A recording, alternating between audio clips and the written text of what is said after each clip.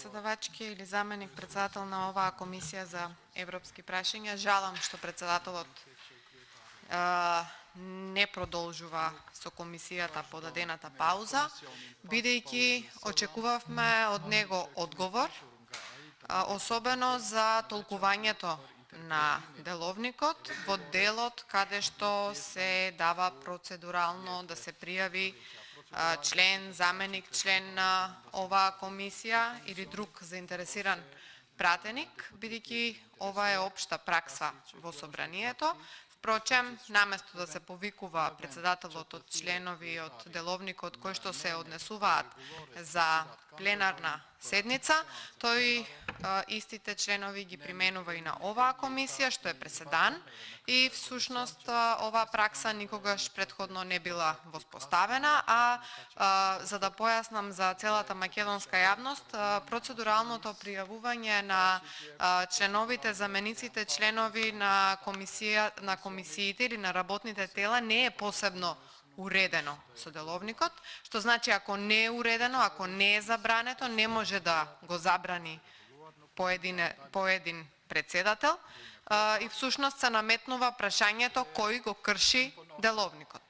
Дали го крши деловникот председателот на оваа комисија Арбер Адеми, дали го крши деловникот председателката на законодавно-правната комисија, почитуваната Калевска Ванчева, која што секогаш дозволува да се јавуваат и членови и заменици членови, дали го крши Марија Ѓоргиевска, која што е председателка на комисијата за избори и именување и која што дозволува да се пријават сите заинтересирани за процедурални обраќања, понатаму дали го крши Миле Талевски, кој што во моментот ја води комисијата за одбрана, или тоа го прави исклучиво Арбер Адеми, председателот на комисијата за европски прашања, кое што единствено европско е името на комисијата. Впрочем, ништо од работата на оваа комисија немаме видено до сега дека е европски. Нашите главни забелешки за продолжувањето на оваа комисија ги кажавме претходно и јас и другата заменичка координаторка Дафнина Стојановска и всушност остануваме да се држиме на истите забелешки. Ненавремено е закажана оваа комисија како прво, како второ се прегледуваат, односно на дневен ред на денешната седница, чиј што дневен ред е усвоен на сила, се ставени предлог на закони кои што воопшто не име местото во комисијата за европски прашања. Сакате да го отворите законот за парнична постапка, кој што е двотретински закон, значи е процесен закон, кој што е исклучително комплициран во однос на толкувањето и примената на истиот.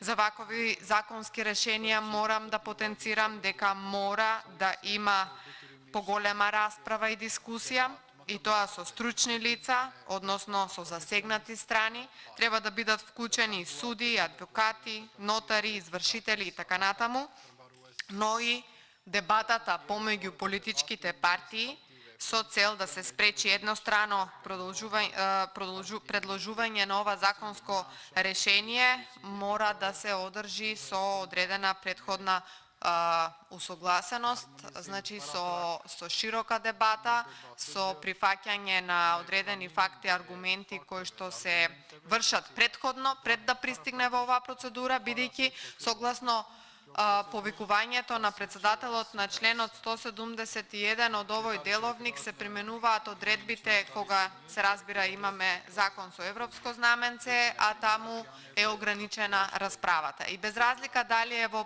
прво читање или е во второ читање, овој закон со 520 членови не може и не сме да дозволиме да се разгледува на оваа комисија за европски прашања, која што не може и не сме да биде матична комисија за законот за парнична постапка.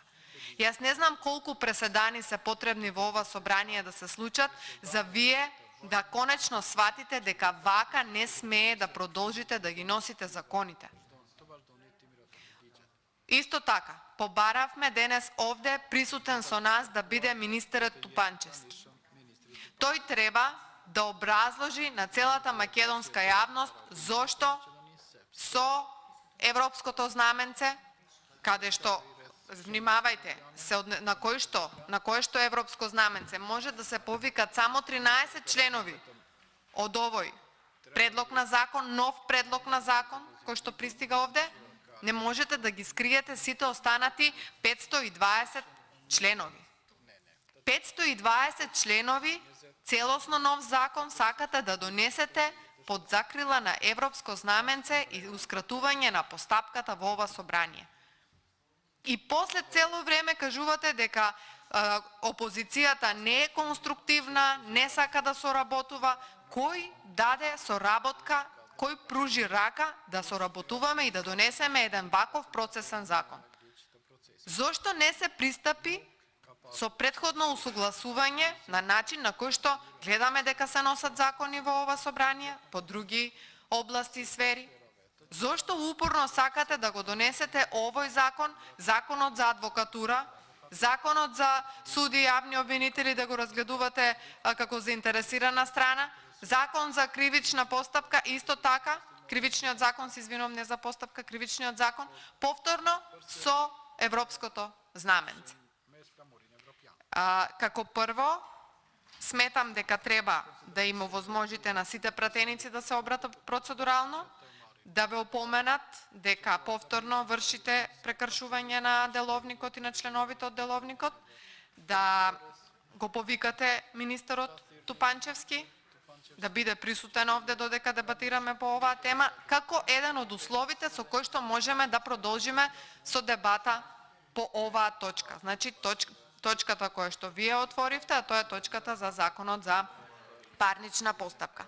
Значи, дополнително, она што сакам да го истакнам, е заради целата македонска јавност, бидејќи верувам дека вие го имате сето тоа разгледано и добро знаете, дека членовите 282 став 2, членовите 283 став 1 и 2, член 318 став 5 веќе се усогласени со правото на Европската Унија, односно тие одредби се идентични со постоечките одредби во членовите 272 став 2, 273 став 1 и 2 и членот 308 став 4, што значи и со нив усогласување нема никакво, затоа што претходно законодавецот веќе се усогласил со Европската Унија. Кореспондентната табела, пропратното сето тоа што е со овој предлог на закон, е подпишан од страна на министерот за правда, кој што беше во 2021 година, Маричик. Министерот Тупанчевски го немаме слушнато како ќе се произнесе и каков е неговиот став во врска со носење на закони, со нови закони, процесни закони, двотретински закони со европско знаменце и дали тој стои на ставот дека треба и овој закон да се протурка на сила, како што гледаме дека се протуркуваат другите закони на оваа комисија. И затоа сметам дека денес треба да ја прекинете расправата на оваа комисија и да ја прекинете расправата со овој закон. Да ги создадете условите кои што се нормални за да биде донесен еден ваков закон. Овој закон треба да биде повлечен. Имаме примери на закони кои што беа повлечени од собраниска процедура од страна на министерот Тупанчевски.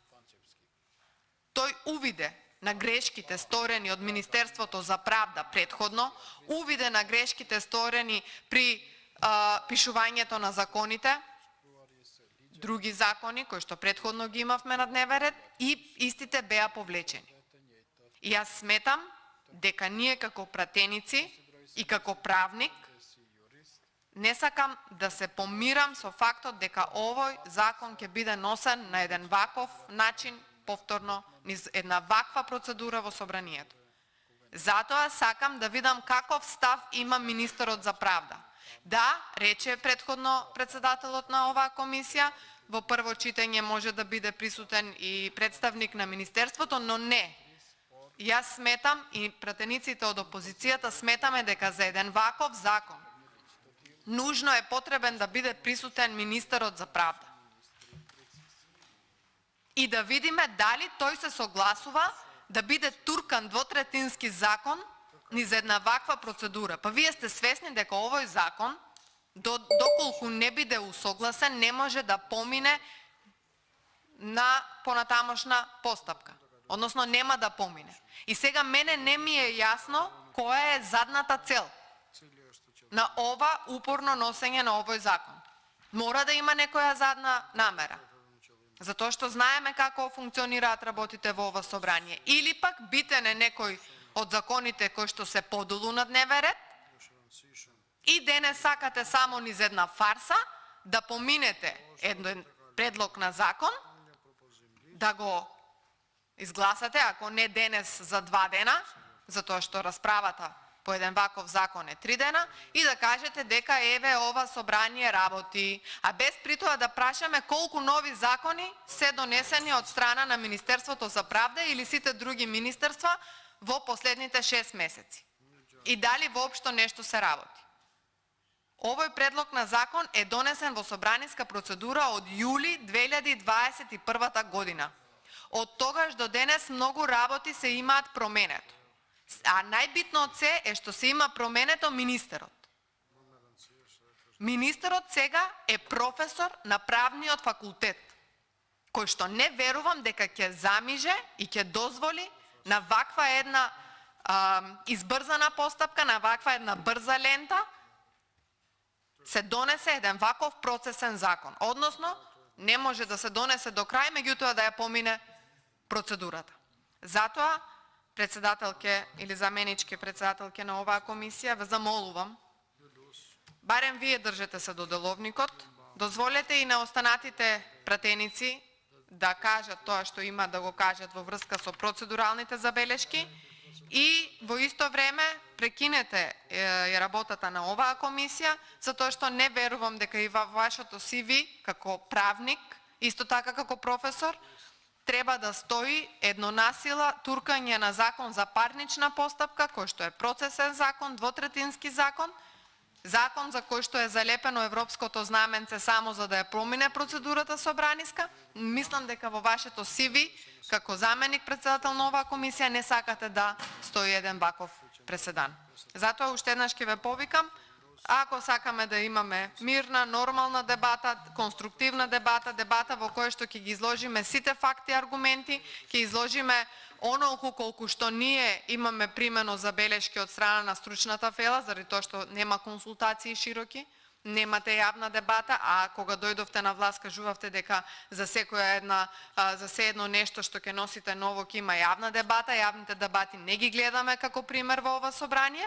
Затоа ќе ве повикам, барем ако ништо друго, да обезбедите да седи овде министерот за правда и да видиме дали тој се согласува еден процесен закон, двотретински закон, биде носен со европско знаменце, а при тоа членовите на кои што се повикувате дека се трансферираат, еве дел се и веќе трансферирани во постоечкото законско решение. Ви благодарам.